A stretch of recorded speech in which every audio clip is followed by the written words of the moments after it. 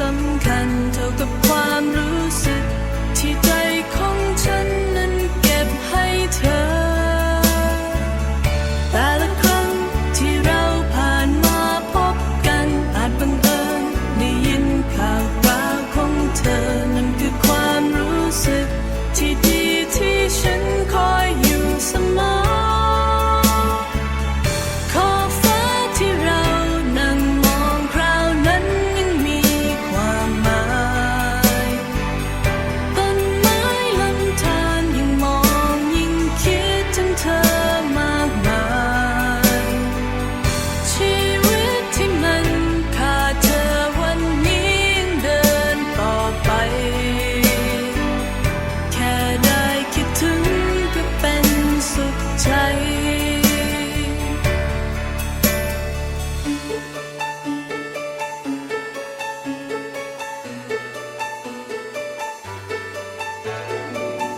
หยิบเอาภาพที่เรากอดคอด้วยกันได้แต่ยิ้ม